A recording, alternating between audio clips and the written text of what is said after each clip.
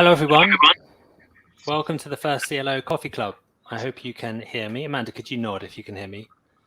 Great. This is going to be a place where engaging minds will come together to talk about engaging topics like data and content and technology, and as tangibly as possible, and more so than at many other events that we have all attended in the industry. So we'll have thought leaders and suppliers and partners and even competitors to filter attend these events and share those interesting thoughts. And really, it's just about bringing anyone who thinks deeply and is happy to share openly on these topics. There's also coffee.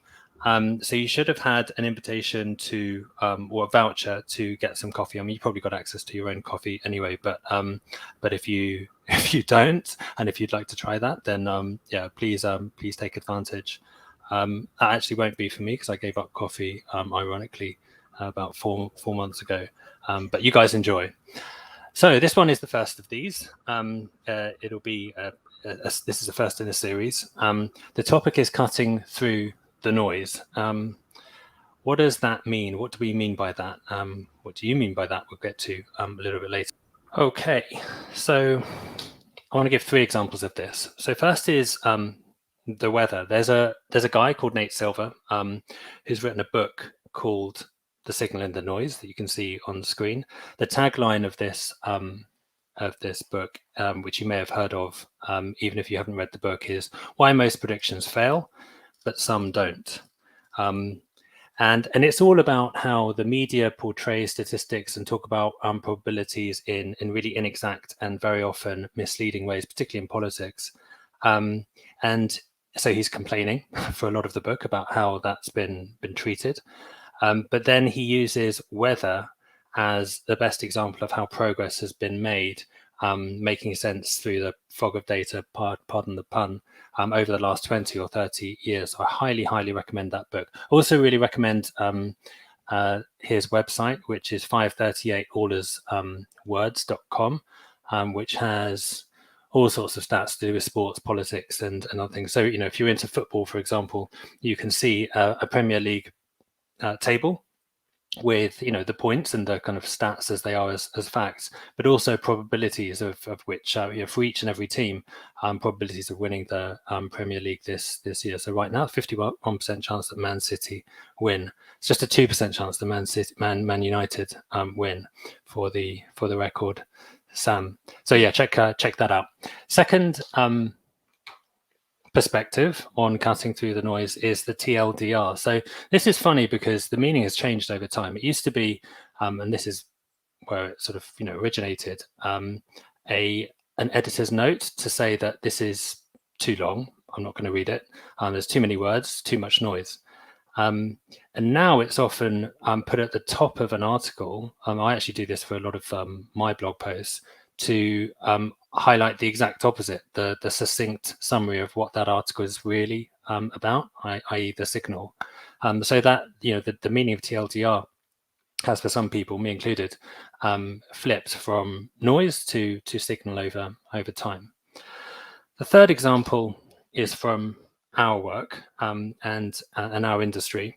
So everyone has a phrase like this sea of content on LXP and LMS, SharePoint, and people are drowning in it to extend the metaphor. Our product called Content Intelligence generates the data to cut through that noise and get to the content that really matters. So you can see on this example that you start with a huge number of assets in a big firm, and you get to just 8 or just 15 or just 25 that really will make a difference according to the parameters that you set. Format, relevance, duration, all of the factors that are relevant to considering what content is important to you. We'll offer a demo. I mean, obviously not as this talk, because this is going to be uncommercial, but we'll do that after this for anyone that wants to hang around after the hour. So those were 3 examples on the theme of how to cope better in an infernally busy world where there's just so much stuff going on, so many meetings, so many emails, so much content, so much data. How do you draw out the signal? I mean, that's something that we all face every day, which is why we wanted to open this series of coffee clubs on this topic. Okay, that's enough noise from me. I want to introduce two people who have influenced my thinking about learning, data, technology the most over the past few years. That's Amanda Nolen and Laurie Niles-Hoffman, who have come together and a couple of years ago and formed NilesNolen. You can see their awesome logo, which makes a lot of sense on screen. And I want to be specific. So I said at the start, let's be tangible in all of these discussions. How have these two people influenced my thinking? Well, here's a couple of examples. In Amanda's case, it's been a lot about exactly the title of this coffee club, this get together of determining that signal from the noise in our messaging, making the message really crystal clear. We've still got a way to go. I've still got a way to go, but as I think many companies do. But Amanda's been really helpful with seeing that. And in Laurie's case, well, I was sitting in a talk that she was giving in Madrid some time ago. It was pre-COVID, maybe it was 2.5, 3 years ago. And she was talking about one of the things that she talks expertly on, which is data-driven learning design, learning strategy. And she gave a tangible example. And that made me sit up, because tangible examples are a rare thing at these sorts of talks. I don't mean Laurie's talks, I mean talks in general. And the tangible example was, take a look, if you want to understand what your audience, your workforce is curious about, one port of call, an early port of call, should be the search queries, the search terms that they're putting into your LXP or your SharePoint, whatever the systems are. That's relatively easy data to get a hold of. And of course, it doesn't give you all of the answers. There's quite a lot of noise in that data. And there'll be some obvious stuff as well. Like, would you expect Agile to show up? Would you expect Excel to show up? Yeah, of course you would. And then you'll see it in the data. But the, how much does Agile show up relative to Excel? That could be interesting. Are there some surprises in it? It leads to all sorts of questions, which has really been useful for us thinking about the development of our product and what we do. So I'll always be grateful to Laurie for a few things actually, but that is one. So Laurie, Amanda, welcome. Thank you for being here. How are you doing? And how are you finding AirMeet so far? Well, first of all, Mark, thank you very much for the gracious introduction. You know I'm a massive fan of the work that you do, so those words genuinely mean a lot.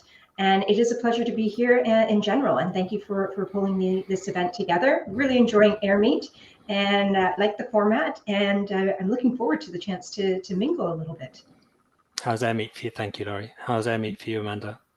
Yeah, likewise, I was really enjoying the non-breakout sessions, the actual sort of tables that had a bit of a different feel prior to the session. So yeah, eager to dig into this exciting topic.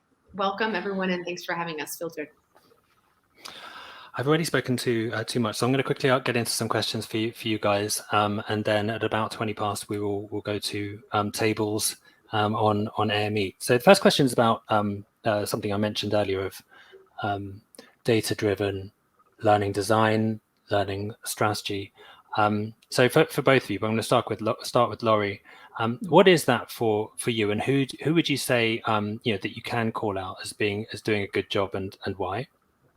Certainly. So when we talk about data-driven learning strategy, it's not just looking at data in the beginning, although that's the starting place, but it's also being iterative about it. So at the beginning, whenever you're looking, you want to gather insights before you make any decisions. So the insights, to your point, could be search terms. It could be understanding the ebb and flow of how people are working, gathering data from, say, Teams or Slack, understanding what's happening in the workplace. It could be about what content's being consumed, what content's being ignored. It could be data about what's going on in the business. And that gives you insights to understand what should you be focusing on. Once you identify those, you design back into what the data is telling you, the digital body language of what people are consuming and how they're operating in their day-to-day. And then you want to monitor and see, are you actually getting the traction and seeing results on the KPIs? So that's a very high level version of it. But I think the thing to remember about it is that it is very cyclical. It's not some place that you just start with data and end with data. It's something that you're always revisiting and refining. In terms of people who are doing it well, there are some companies out there. One that I like to point out, it's a Canadian bank, Banque de Montréal, or BMO, it's most likely called here, and they're doing some very interesting work around skills data. Novo Nordisk is also doing a lot of great work around data, and you can see some of their, I believe that they have some papers going out. You'll see them also on LinkedIn. Amanda? Yeah, I think those are two great examples. I don't really have much more to add. Why do you think? Because it's kind of an obvious thing in a sense, right? Use the data to inform your decision making about technology, about processes, about what learning should be done by whom and when and how. And yet the industry does seem to sort of have this thing about data, like it's either a blocker or it's it's a big thing to get over, like it's an ordeal. What's up with our industry, do you think? Well, I think the main thing is L&D is always up against, and this is not just about data, is that people have this Dunning-Kruger effect that because they've gone to school, they've done, probably at least 12, if not more, years of education that they know learning. So they think they know what people need. So I think that's the first hurdle. The second one is that the LMS or the LXP, it's tracking the wrong data. I mean, it's tracking data we need for compliance and basics, but it's not tracking all the other data. So it feels like, well, where do I go? Because I don't touch those other systems that have this data that I need. The other thing too is I think when it comes to data, people are imagining, Tableau and massive Excel spreadsheets that they need to, manipulate, and it gets people get very nervous and twitchy about that. But the fact is, it can actually be quite easy. So I think those are part of the three. But if you get data right, it is jujitsu when it comes to managing requests and cutting through the noise, because you can actually have some tangible pieces to say, look, before you make that decision, let's look at some of the data pieces here. I'd even take it a step back, really is about not, existing in this learning bubble and talking about only learning metrics, but really thinking about the business metrics and, what are you trying to actually change from a business outcome perspective? And then I get in trouble because they say, well, it's not just about the business, it's about the people. But in my mind, those two things are not mutually exclusive, because actually, if we're doing the right thing for the future of the business, probably that means that the people that work there are going to have a better chance at getting promoted or at least staying relevant and employed. So it's about as well thinking from a data perspective, what are the critical skills that the company needs to get to the next stage. And then to Laurie's point, don't boil the ocean. Data can be scary if you try to do it all at once, but if you start from a really simple, tangible place and try to move the needle on some specific tangible skills gaps that you have, then really it is doable. There's a Jeff Bezos quote, or at least a quote that's attributed on some pages on the internet to him, where he says, apparently, if it's my opinion versus your opinion, my opinion wins. But if it's my opinion versus your opinion plus data, you may win. You may win. You probably still won't, but at least you stand a chance. And that's kind of the point that we've both been referring to there, which is that data can help cut through a noise to win an argument, or at least persuade. Let's not put it as aggressively as winning an argument. When it's never really that obvious, but data can start to be a big part of making decision making smoother and more correct.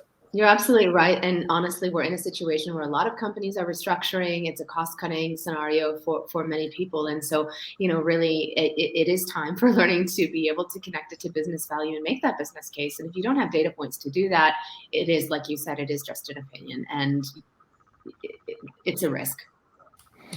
Yeah, and I mean, on the tangible thing and making these things tangible, that anecdote I told about the talk that Laurie was giving in Madrid, I mean, I would urge anyone on this call who doesn't already make a start, have a look at that search data. That's a very, very simple request to make from IT, or maybe you can run it yourselves. You don't need to start with a lot of data. It could be a month or 3 months, and you will just, people talk about data-driven insights. Okay, well, how does that happen? What about the insights bit? Look, if you just look at that data, the insights will come.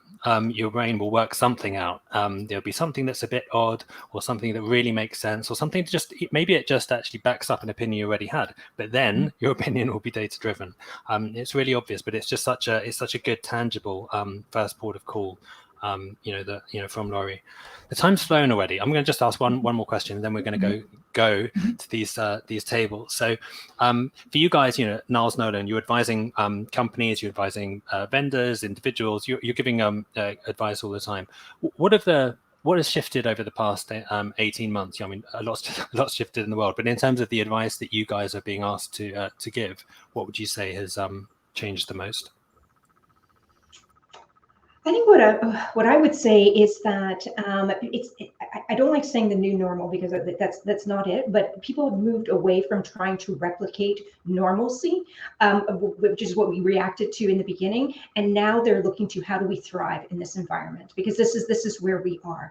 And so to me, that's very exciting, because we're no longer trying to recreate the past. We're moving to the future. And I think people are also realizing that we can accelerate a lot faster than what we thought. The velocity of things is moving wonderfully. We had one company who they were originally going to launch Teams, and L&D had this huge, this is a multinational company, 200,000 people. They had this big plan for rollout and courses and whatnot. It was October 2020 was their timeline. Well, March 13th, they just hit go live, because everybody was locked down at that point, and they realized they could do it, and they had that agility. Now, I don't want to always live in that spin cycle, but companies are far more open about the exciting things that we can do, because they've seen we do have that resilience. So to me, that's been great. And I would just add to that, I think a lot of companies, especially the less mature organizations from an L&D perspective, rush to, oh God, we have to have stuff online now, we have to go digital. And so they bought a bunch of content libraries, they threw a bunch of stuff online, and it was this smorgasbord approach, where now I think we're at another stage where now these organizations are thinking, okay, well, to the point of the title of our session today, we got to cut through the noise. More is not always more. And how do we make sure that we get the best relevant content to the right people, both for them, but again, to close those critical skills gaps in the organization. So I think that's kind of, it's good that COVID has accelerated this push to digital, because I think it's good to have that in your arsenal. But then how do we make sense of that? How do we give people some guided experiences as well, and make sure that we get the right stuff to the right people? Thanks, guys. What we're going to move to in a second is Toby talking to Martin from GSK. But just before we do, and while we're still, I think, I'm on main stage, and you guys, and we got everyone together. Could anyone, feedback? I think there were 3 tables in the end. Maybe there were 4, but someone from each table sort of summarize or bring out 1 or 2 of the signals from the noise of your discussion. Hey, Carol. I have no idea what table I was at, but I will. I asked a question which was brought to my foremind by the introduction, and we all agreed we need to go back and analyze, to your point, Mark, our search requests with a lot more fine tuning and a lot more attention. I am currently using a learning management system that doesn't capture search terms, but we are in the process of working with an internal team to build a custom user interface that will be able to provide that data. And quite a few of us were in similar situations at the moment. Have you thought about, Carol, so other systems that are being used where some of that search data might exist if the LMS isn't capturing it? So actually, like I said, we're in the process of building an internal employee AI tool where that's a key part of the functionality. I really am having a light bulb moment where I really didn't think prior to this about asking other LMS vendors, where do these search results, where do these search terms go? Where are they stored? In our current situation, that's not sticky as far as I know. So yeah, definitely going to be asking more about that. Anyone else from one of the other tables? Thank you, Carol. Carl, go ahead. Cool. Yeah, I think that's what happened. Yeah. So on our table, we were talking about. I think as an encompassing theme, I think we were talking, about the noise and the environment in which L&D exists within an organization, and I think we were reflecting on it from a challenges perspective. It's a challenge to those of us working in learning and development, both in an attempt to understand, but also to break through in appropriate ways. We kind of narrowed in on a couple of examples, such as compliance requirements, which I suppose might be brought back up more to kind of maybe some of the legislative requirements in some organizations, and that kind of contributing to the noise.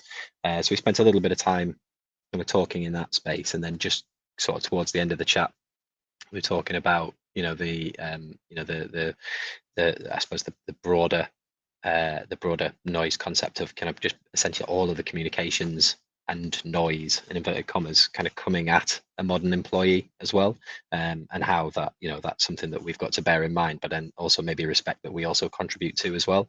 So I think that's about the level of the discussion we were having. Then we ran out of time. Then I was about to make a brilliant point and got cut off. I promise you it was brilliant. Maybe I'll bring that into the wrap up at the end. I'm going to invite Toby and Martin to come on stage, and they're going to be talking. We've been working with GSK. Filter have been working with GSK for the past year and a half, couple of years. So they'll be talking about that, but I'm sure the conversation will branch out from that project. So Toby, Martin, over to you. Hi everyone, and hello Martin. Hi everybody. So I hope everyone's had an enjoyable session so far and met some interesting people. So obviously it's a really big topic, but already we've had a great example of how you can cut through that difficulty and that complexity with that gem of looking at search terms, finding search terms first. I know that really resonated on the table that I was on. So hopefully we can do something similar, talking through the work that Filtered and GSK have been doing together. So I wonder maybe if the best place to start, Martin, is to ask you to summarize what you worked with Filtered over the past 18 months or so, what that looked like from end to end as a process, and then I'll drill in to ask some specific questions on certain points of it. Yeah, sure thing. So as part of my role in the Centre of Excellence for People Development, I took on skills and content from a strategic perspective, and had this situation where we had a skills framework which had been developed probably about 7 years ago, and hadn't really been looked at since then. We were just in the middle of deploying a new experience platform, and we had also just signed up for 3 huge content vendors with thousands and thousands and thousands and thousands of pieces of content, which came with it in multiple languages. And so the challenge was really how what do we need to do with all of that, and what did I do with it? And really the key kind of areas of focus were, first of all, how do I make sure that the skills framework is up to date and relevant? And I think the key focus for me there in terms of that is what are people actually focusing on from a skills perspective? What do we want people to be focusing on from an organizational perspective on skills? And also, if that's now, what about future? So what do we want people to be focusing on, and what will people want to focus on from a skills perspective in the future as well? So after we got that piece of work done, it was then taking the thousands of pieces of content and figuring out what to do with that. And I always remember the first time I spoke actually to Filtered in the coffee house, and I think 2 nights before that, I'd spent 4 hours I always think of this, Martin, the big weekend or whatever it was, literally all weekend you were just working with this massive spreadsheet with all of this content, like trying to map it. 10,000 lines, 10,000 lines of content, and I was clicking yes or no manually. That's dead serious. That was the initial approach, which obviously, yeah, good, which obviously wasn't sustainable from a mental health perspective. Let's put it that way. So needed to figure out a better way to do that, I think. And then really onward, what does that look like? How do we update it? How do we iterate it? How do we get better and make sure the relevant content is accessible, easily accessible by our people? Yeah. And so the onward journey from there has been, as you said, to refresh that skill framework and make sure it's aligned and push it into the LXP solution there. And so can you tell us, talk a bit more about any cost savings, or what benefits did you get? I mean, because arguably the spreadsheet process, I mean, would have made your life a misery, but maybe GSK would have put up with that. You know, it was a fine. Well, it kind of ruined Martin's life for a few months, but he'll get it mapped and then it's done. So what's the ROI? You know, what's the reason for bringing in some technology to try and approach that tagging prioritization problem? Yeah, I mean, from a resourcing perspective and the people needed, it was a big saving in terms of the amount of time needed to be spent to achieve a much better outcome, actually, of the work and the tagging that we did. I think it was a couple of 100,000 when you look at the cost saving there. Also, when you look at the amount of content. So what became quite clear actually was I didn't need to pay for the volume of content that I was paying for. And I could actually go back and look at the contracts that we'd signed for the volume of content that we'd signed and look to do something a little bit different. So I think it was about 200,000 or 300,000 that we saved. Wow.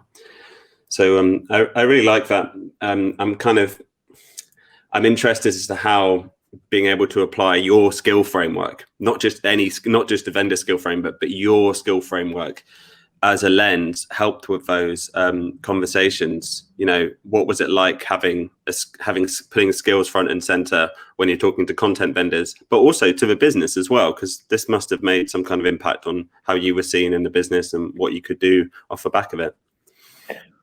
Yeah, I mean, it just gives a very clear data-led frame of reference and discussion point. I think Mark mentioned it earlier on about when you have a conversation with data, the Jeff Bezos quote that he made. Actually, I kind of genuinely feel like I lived that a bit. And honestly, it's the first time I ever have done. You know, I think historically in my L&D life, I've used data, but I don't believe I've used it as well as we did here. And being able to have a conversation to say, well, this is the skills framework, and this is why it is our skills framework, and this is why it's relevant.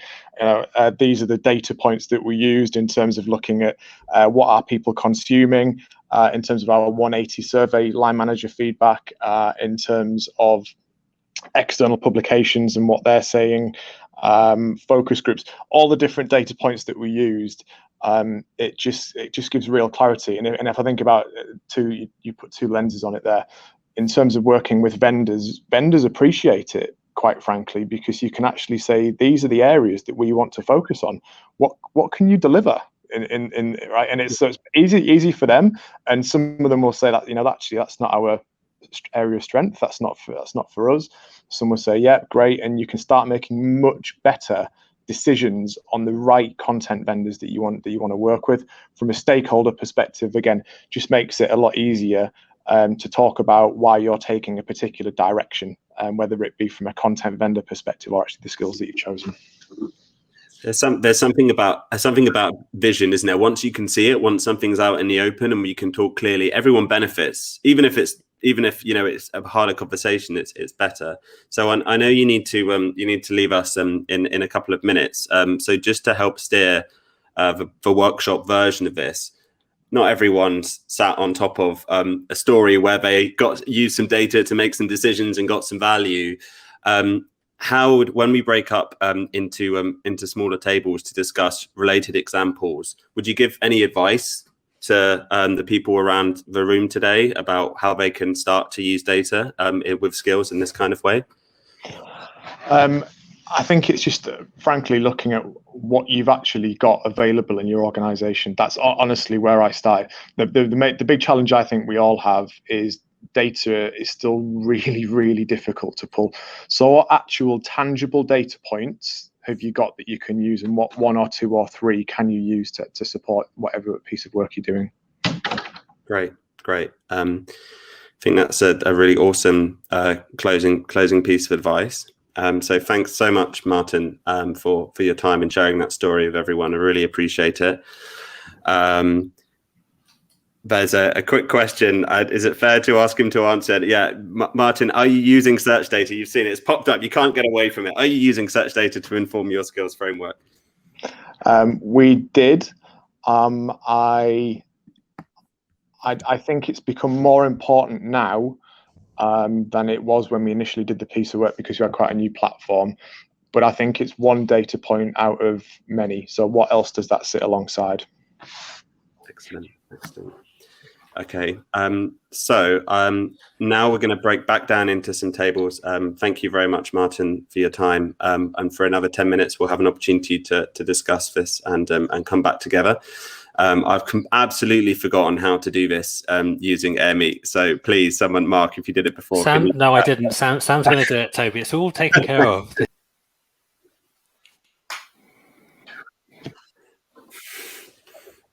I keep getting cut off. Getting cut off when that happens. That's one thing actually that Zoom does do better. It gives you a warning. Actually, gives you too many warnings, these countdowns. But it is true that it is 3 minutes until the top of the hour. So I should probably just close this off. So I said at the start, I mean, first of all, I should say thank you all for coming.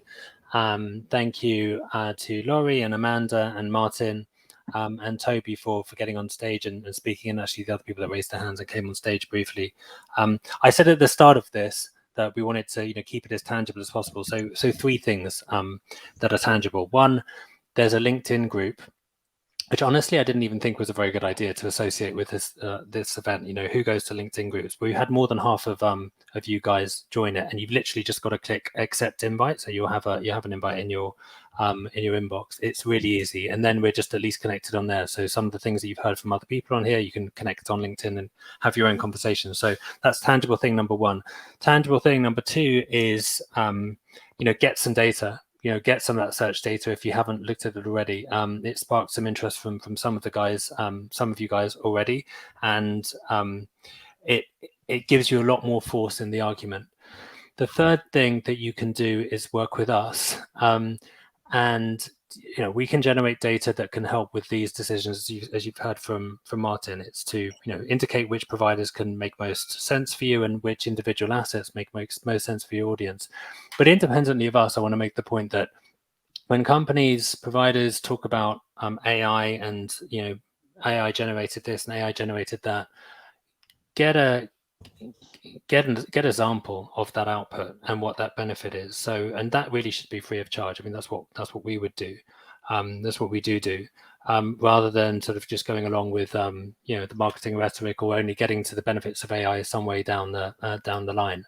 So whoever it is that you work with in this area, get those tangible benefits. Thanks again, everyone.